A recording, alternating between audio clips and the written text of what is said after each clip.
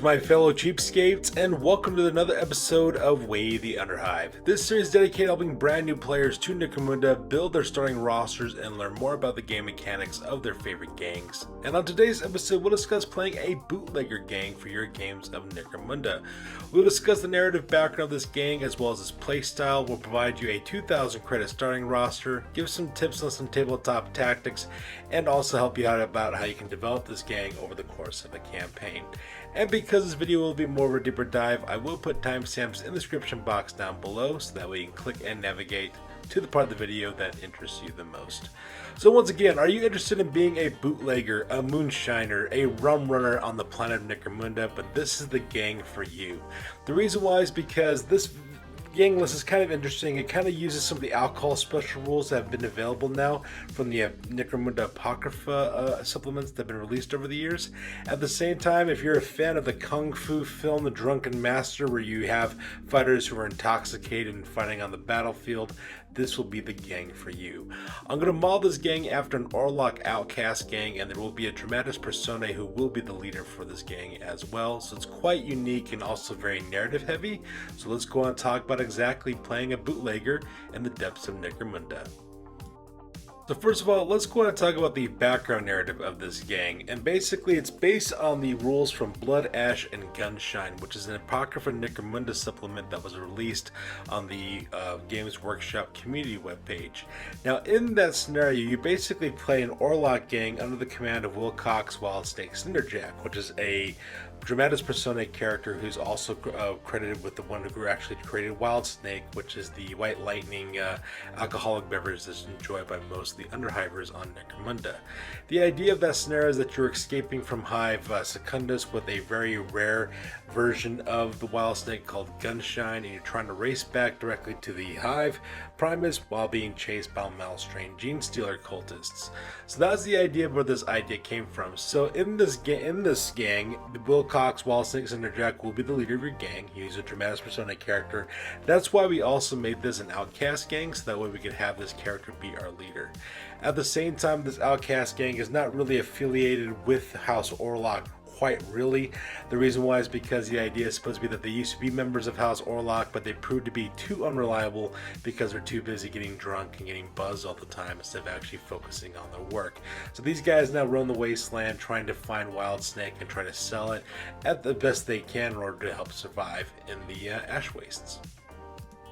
So the gang list that I've actually put together for the starting roster relies a lot on CQB, which is close quarters battle. You'll be primarily fighting in either close combat or up to medium range, so in between close combat to maybe a maximum of 24 inches for your shooting, alright? And the reason why that's the case is because we're going to take advantage of the Wildsnake VAT rules that came out from the Blood, Ash, and Gunshine Apocrypha Necromunda supplement. They actually give you a new type of cargo load to put on a Cargo 8 Rich Hauler, which is called Wildsnake VAT. We'll talk about a little bit about those rules later on in this video. At the same time, this list also has a lot of high strength as well as blast weapons in this group as well that relies a lot of close combat as well as short range shooting, so that's something we'll be focusing on this. And in order to kind of deal with the horrible cool statistics for an Outcast gang, we're going to be able to address that problem. Everybody knows that an Outcast gang has actually got some pretty good equipment choices, but their psychology stats are not that great. But we're going to kind of balance that out a little bit because we're going to be using that Wildsnake VAT rules in order to help solve that problem. And since we're on the subject of a Wildsnake VAT, let's go and talk about that cargo load. It costs about 40 credits to put on a Cargo 8 Rich Hauler, and when you're within 1 inch of that Wildsnake VAT, you can take a basic action called Take a Swig. And the rule reads that every time a fighter performs this action, you remove a flesh wound if they have any and place an intoxicated marker on them. Now, the Wildsnake intoxication special rule kind of depends how many intoxicated markers you have on your fighters. So because of that, this gang is very survivable because whatever flesh wounds you might take, you can actually replace it and get rid of it just by taking a swig. If you have one intoxication counter, you lose -1 to your range shooting attacks. That's the reason why this gang is primarily close combat as well as close quarters battle, because long range shooting is not going to be the hallmark of this gang.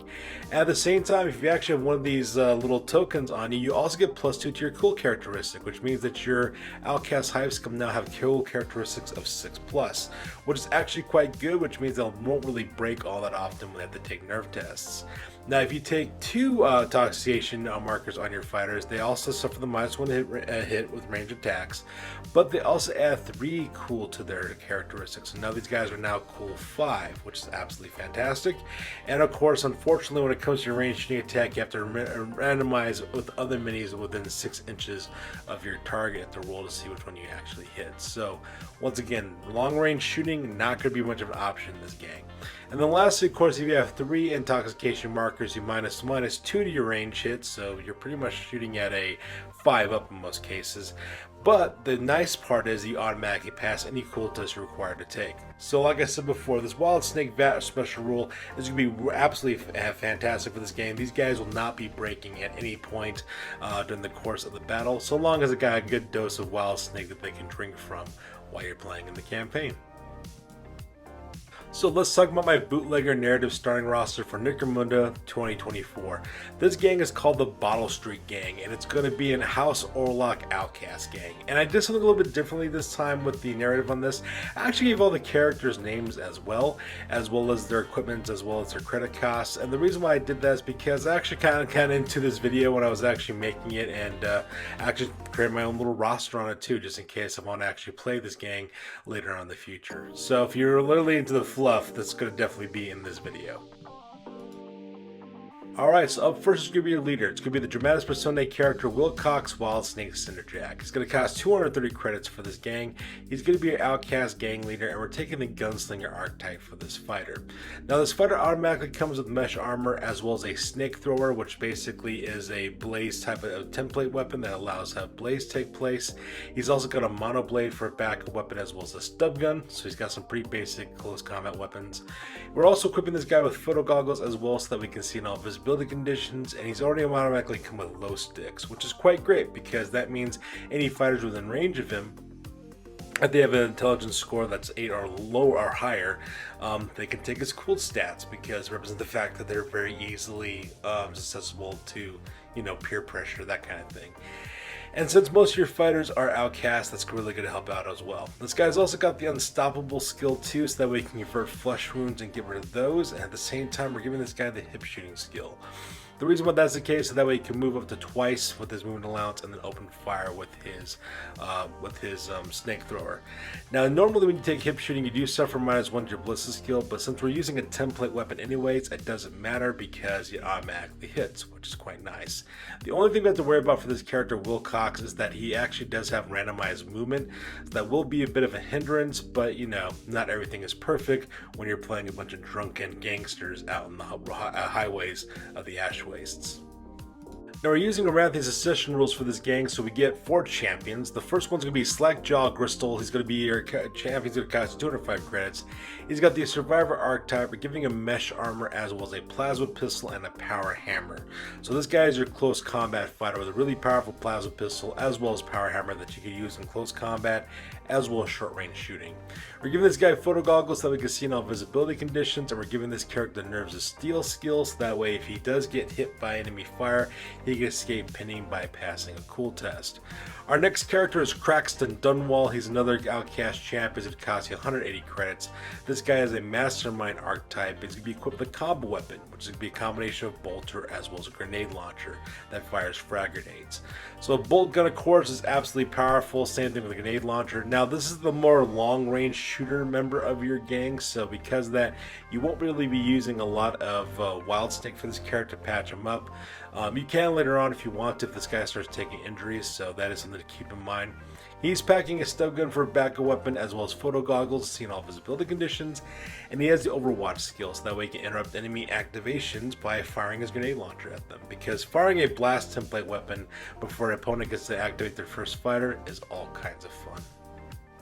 Your third Outcast champ is going to be Crowley the Crip. He's going to cost you 180 credits for it as well. This guy's got a Gunslinger archetype. He's packing a combat shotgun with salvo as well as shredder ammo. He's also got a servo claw for a backup weapon for close combat as well as photo goggles, and he's also got the hip shooting skill. So you probably partnered this guy up, Crowley the Crip, with your leader Wilcox Wild Snake Cinderjack. That way they both can move up using their hip shooting abilities. Now they both would normally suffer from -1 to hit with their ballistic skill, but since we have a template shot with the shredder ammo on Crowley the Crip, you could actually just use that template to automatically hit people. So that part's quite nice. And then lastly, our fourth Outcast champion is Boo Raleigh. This character costs 210 credits. They have the Gunslinger Archetype. They're packing a harpoon launcher because harpoon launchers are very powerful short-range shooting that can drag your opponent, which is all kinds of fun. He's also got a stub gun for a backup weapon as well as photo goggles, see on visibility conditions, and we're giving the fast shot trait, the skill. And the reason why is because a harpoon launcher is a heavy weapon, but it does not have the unwieldy trait, which means you can fire this harpoon launcher twice per activation, which is all kinds of fun. I'm just imagining this guy opening fire with that harpoon launching, pulling guys off vehicles, pulling guys off buildings, or pulling opponents into some kind of geographic type of threat that can eliminate a lot of fighters. And that makes up your heroes, your leaders, as well as your champions for this gang. So let's go and talk about your Outcast Hive Scum. First up, we have Lizzie Stride. She's going to cost 105 credits. She's got mesh armor as well as an auto gun for medium to short range shooting and rapid fire. She's got a stub gun with dum-dum rounds, that way she's got a strength for backup shooting attack or close combat attack, as well as photo goggles, that way she can see in all visibility conditions. After that, we have Mortimer the Skinfoot, who's another Outcast Hive Scum, costing 120 credits. This guy's also got mesh armor for a 5-up armor save, as well as a shotgun with solid and scatter ammo, because shotguns are amazing. He's also got a stub gun with a backup of the dum-dum rounds for backup shooting attack, strength 4, as well as for close combat, and he's also packing photo goggles, that way you can see in all visibility conditions. Our next two Outcast Hive Scum are Hatter Trimble, which costs 165 credits. This guy's got mesh armor for a 5-up armor save, as well as a sawn-off shotgun with scatter shots, that way you can open fire at your enemies and get that D6 wound rolls. At the same time, he's also packing a servo claw for close combat attacks, as well as incendiary charges, because that 5-inch blast template with blaze is going to be absolutely fantastic. It will synergize extremely well with your leader's snake thrower, and we're also giving this guy photo goggles that we can see in all visibility conditions so you can lob those incendiary charges. After that, we have Marco Ruse, who's another Outcast Hive Scum, who's going to cost you 145 credits. This guy's also got mesh armor as well for a 5 armor save. We're giving this guy a stub gun with no additional ammo, just a normal stub gun for a close combat weapon. But he's also packing a flail though, so that he's got that attack with +1 to his strength. We're also giving this guy incendiary charges, that way he can also lob these at enemies, as well as the photo goggles, so that way you can see exactly where he's going with the visibility condition rules. Our second to very last Outcast Hive Scum is Billy Lurk is his name. He's going to cost 150 credits for this character. He's got mesh armor for 5 armor save, as well as a stub gun and a chainsword, so we get +1 to hit with your chainsword in close combat. He's also packing incendiary charges for that 5-inch blast template with blaze, and he also has photo goggles that we can see in all visibility conditions. And now we're getting to our vehicle crews. We have Dodd the Whaler. He's going to be an Iron Rider, which costs 260 credits. This guy's going to have photo goggles to see in the dark. He's also got an Orlock Outrider quad with a harpoon launcher on it, because that just seems like a really good weapon to use, especially if you want to go after soft targets. And our vehicle for this is going to be the Wormwood Express, which is operated by a guild of coin hauler. It's going to cost you 400 credits. This character's got photo goggles that we can see all visibility conditions, and they're driving a Cargo 8 Ridge Hauler. And the reason why they're driving that vehicle is because we want to get a Wild Snake VAT onto this vehicle, so that way we can use the Wild Snake special rules. It's also got a weapon stash, that way we can reload our more vulnerable type weapons, things like harpoon launchers, for example, as well as our bolt gun, as well as any kind of grenades that we're carrying on our gang. We can easily get that re-equipped with the weapon stash that's on board the vehicle. The vehicle has also got tire claws for +1 handling, as well as an engine shell to protect it from its first non-glancing attack. And we also have an easy turnover engine because we only have 5 credits left over, and that was a nice upgrade to pick up for this character. And the last character that's going to be in this list is Doc Malvernay. This is going to be a Rogue Doc. It's going to cost 50 credits. This guy's got a last pistol as well as a Medicaid kit. He's also got the Medicaid skill as well as the patch up special rule. And Rogue Docs are always worth their weight in gold, so I always recommend that the very first hanger-on you get for your gang is a Rogue Doc, because these guys pay out dividends by saving your fighters. And that pretty much makes it the roster for this list. So now we're done talking about the list, let's go on and talk about tabletop tactics. So you're going to have 3 fire teams in this gang. Your support fire team is going to consist of Craxton, Dunwall, Boo Radley, Lizzie Stride, as well as Dodd the Wailer. These guys are your long-range shooters who can reach up to 24 inches with their firepower. After the assault team, fire number 1 is going to consist of Wilcox, Wild Snake, Cinderjack, Marco Ruse, Billy Lurk, as well as the Wormwood Express. And then finally, assault fire team number 2 is going to consist of Slackjaw Gristle, Crowley the Crip, Mortimer Skinflint, as well as Hatter Trimble.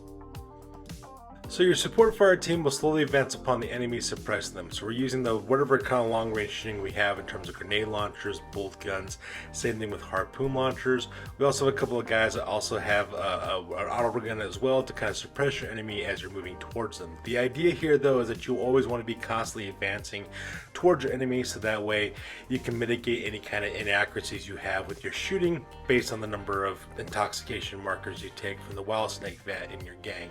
Now assault fire team number 1 also does exactly the same thing. They assault from one of the flanks. So Wilcox Wild Snake will be leading this little fire team with Marco Ruse and Billy Lurk. These are your guys armed with close combat fighters with incendiary charges. At the same time, the Wormwood Express will also travel alongside them. That way they can take advantage of the Wild Snake vat and at the same time also use the vehicle to transport them if necessary. Meanwhile, on the other flank, assault fire team number 2 will also attack from a different flank. Now this consists of Slackjaw Gristle, which is your champion, who's armed with a hammer as well as a power hammer as well as a plasma gun. Crowley the Crip, as well as the guys armed with a combat shotgun, as well as Mortimer Skinflint, as well as Hatter Trimble. These guys are armed with shotguns as well as a sawed-off shotgun as well as incendiary charge. So that way you can also kind of fully envelop your enemy attack in those directions. The idea, of course, is that you slowly surround your enemy and basically assault through by having them completely surrounded on 3 different sides. You just kind of get your enemies in a crossfire and then assault forward in close combat and take anybody else that's around.